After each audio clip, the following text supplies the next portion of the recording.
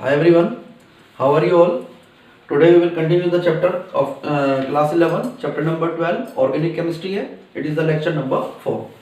Rule for the naming of the organic compound. IUPAC naming हम जैसे हम continue कर रहे हैं, तो IUPAC नेमिंग के बेसिक कुछ रूल है वो मैं आज आपको बताना चाह रहा हूँ. नंबर 1, सबसे पहले जो प्रायोरिटी देते हैं हम वो फंक्शनल ग्रुप को देते हैं. कोई भी फंक्शनल ग्रुप है तो वो चेन में काउंट आना चाहिए.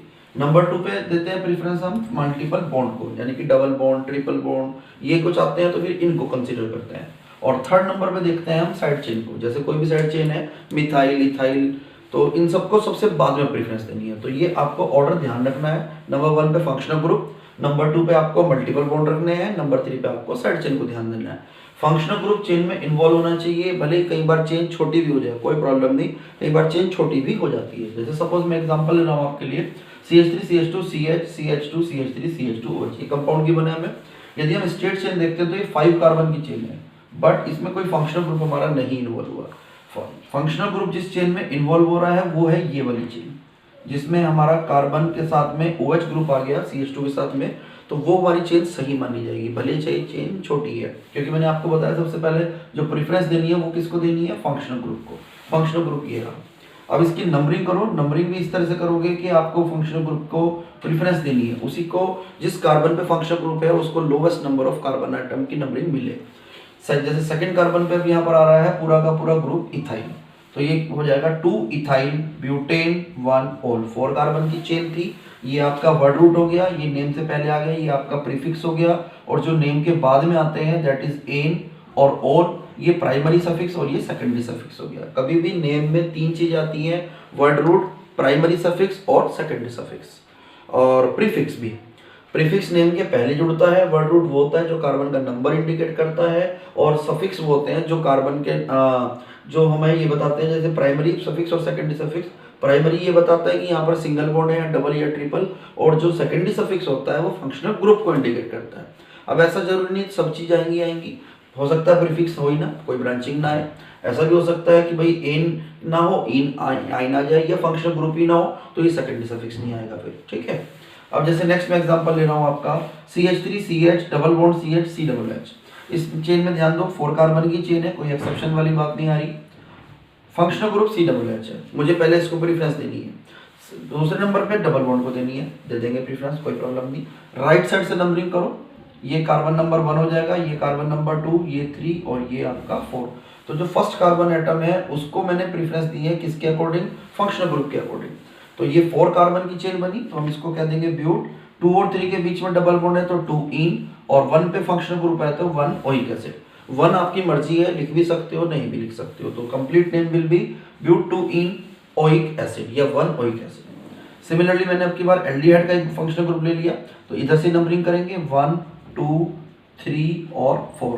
Compound name will be but 2 en 1 al. जैसे मैं आपको बता रहा था अभी, प्रीफिक्स हो भी सकता है नहीं भी. देखो इस वाले कंपाउंड में भी और इसमें भी, दोनों में कहीं ब्रांचिंग नहीं है, तो कोई प्रीफिक्स हमने यूज नहीं करा हुआ है ही नहीं, तो हम लिखेंगे कैसे. अब नेक्स्ट कंपाउंड लिखते हैं CH3 CH2 C CH2 CH3. इस कार्बन पे एक CH3 भी जुड़ा हुआ है और एक CHO भी है. अब मेरी कोशिश ये रहेगी कि फंक्शनल ग्रुप में CHO ग्रुप आना चाहिए. ऐसी चेन सेलेक्ट करूं कि भले चाहे चेन भी छोटी हो जाए, functional group should be involve. तो ये हमारी चेन रहेगी जिसमें फंक्शनल ग्रुप आ रहा है, ये आपकी सही चेन है. यदि आप स्ट्रेट चेन लॉन्गेस्ट के चेन में को सेलेक्ट करते हो तो वो लॉन्गेस्ट तो है लेकिन वो फंक्शनल ग्रुप नहीं है, तो वो गलत चेन है आपकी. अब नंबरिंग भी फंक्शनल ग्रुप के प्रेफरेंस के अकॉर्डिंग करेंगे, 1 2 3 देन 4. सेकंड कार्बन पे मिथाइल आ रहा है, सेकंड कार्बन पे ही आपका इथाइल आ रहा है, तो सेकंड कार्बन पे दोनों ग्रुप है.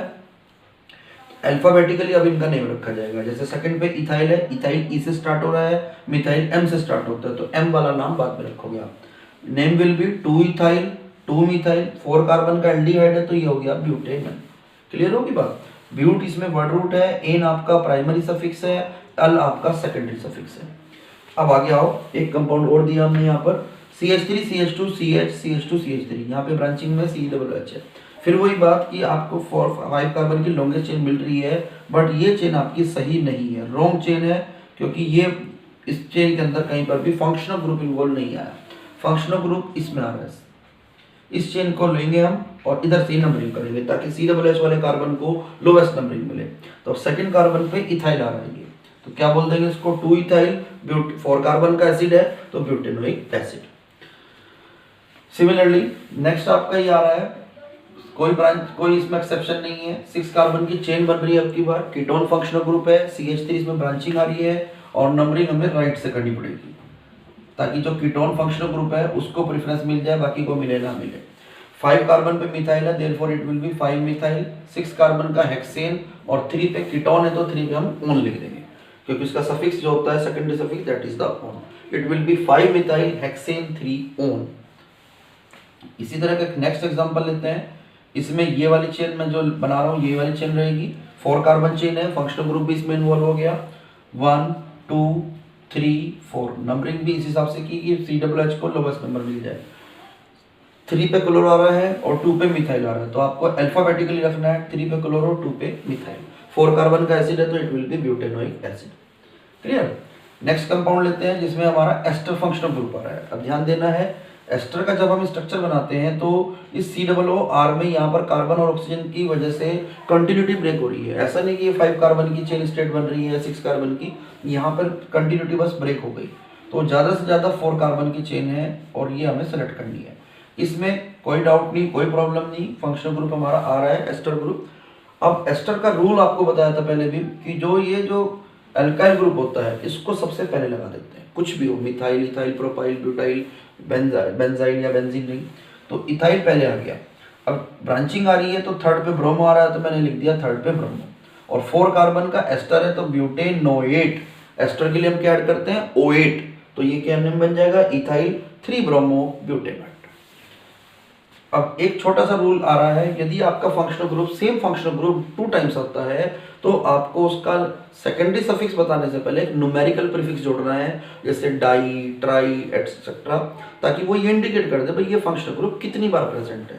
अब देखो जैसे यहाँ पर CH2OH है, इस कंपाउंड में OH 2 टाइम्स प्रेजेंट है, तो वैसा तो नहीं इसको हम इथेनॉल लिख देंगे, गलत हो जाएगा क्योंकि OH ग्रुप 2 बार है। तो इसको नंबरिंग करो और जो भी पोजीशंस पे आपको फंक्शनल ग्रुप मिल रहे हैं वो पोजीशन बताओ और 2 बार है तो डाई लगा दो। Name will be ethane 1,2 diol. 2 bar functional group था OH ग्रुप तो हमने ओल लगा दिया, 2 बार है तो डाई लगा दिया। अच्छा एक छोटी सी बात और नोट करो, यहाँ पर E आएगा क्योंकि अब की बार आप डाईओल ऐड कर रहे हो, डाई जो है वोवेल से स्टार्ट नहीं हो रहा तो E को स्किप करने की जरूरत नहीं है जैसे हम पहले कर रहे थे। इसी तरह से हमारा ये OH ग्रुप ही 3 टाइम्स आ गया तो अब इसको क्या कर देंगे प्रोपेन 1 2 3 ट्राईओल। ये ट्राई मुझे अब की बार लगाना पड़ रहा है और पोजीशन भी अलग अलग मेंशन करनी पड़ रही है क्योंकि OH group single time present नहीं है, इट इज प्रेजेंट 2 और 3 टाइम्स। यहाँ 3 टाइम्स था, यहाँ पर 2 टाइम्स था। Next compound is COOH single bond COOH। इसको कॉमन नेम में वैसे हम बोलते हैं ऑक्जेलिक एसिड। और आईयूपीएसी के लिए हम इसका क्या करेंगे, ये कार्बन हो गया 1, ये कार्बन हो गया 2 तो 2 कार्बन का एसिड है, it will be ethane 1,2 dioic acid. अब देखो यहाँ पर ऐसा ना हो जाए कि गलती से इथेन रह जाए क्योंकि 2 कार्बन है, बच्चे कई बार इस 2 कार्बन वाले ग्रुप को भूल जाते हैं। इथेन भी लगाना है और 1,2 डाईओलिक एसिड इसलिए लगाना है क्योंकि COOH ग्रुप 2 टाइम्स है। नेक्स्ट हमारा आ रहा है COOH single bond CH double bond CH single bond COOH। इसमें नंबरिंग आप किधर से भी करो, लेफ्ट से करो या राइट से करो, ना तो COOH की पोजीशन पे फर्क पड़ रहा है ना ही C डबल बॉन्ड की पोजीशन पे। तो आपका COOH हो या डबल बॉन्ड की पोजीशन इक्वी डिस्टेंट है तो कहीं से भी नंबरिंग करो, लेफ्ट से करो या राइट से करो। 4 कार्बन है, ब्रांचिंग कुछ भी नहीं है, ब्रांचिंग नहीं है तो प्रीफिक्स खत्म।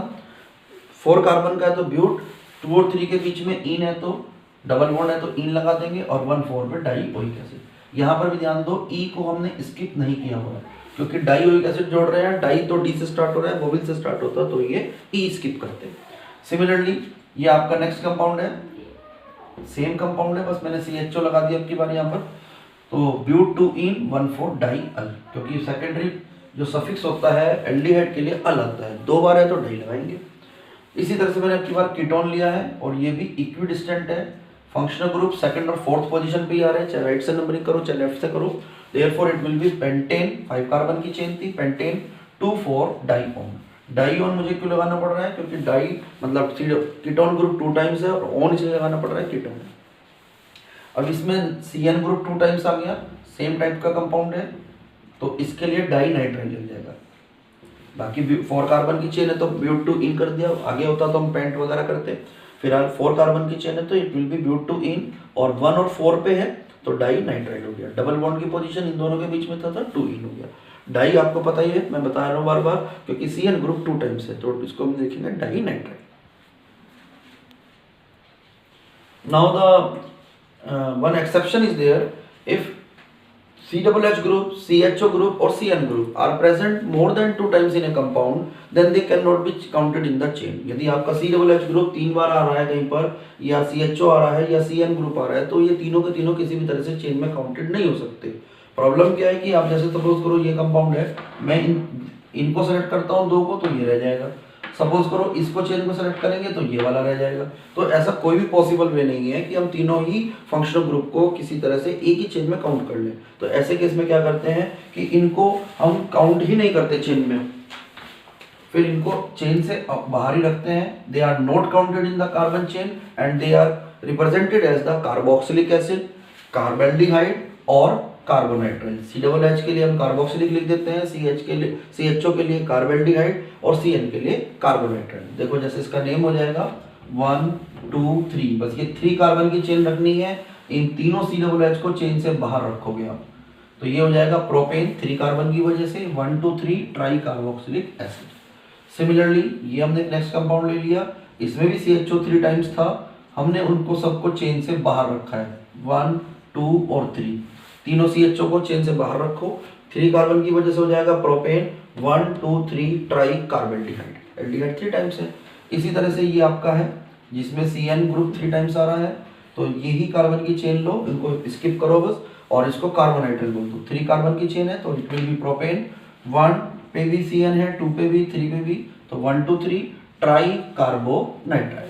ये आपको आई थिंक क्लियर हुए होंगे कंपाउंड। इस तरह के कंपाउंड्स की प्रैक्टिस करो और मेरी वीडियो को लाइक करो, अच्छे लगे तो लाइक करो और अपने फ्रेंड्स को भी शेयर करो। चैनल पे नए हो तो चैनल को सब्सक्राइब करो। Okay, bye bye, see you in the next video.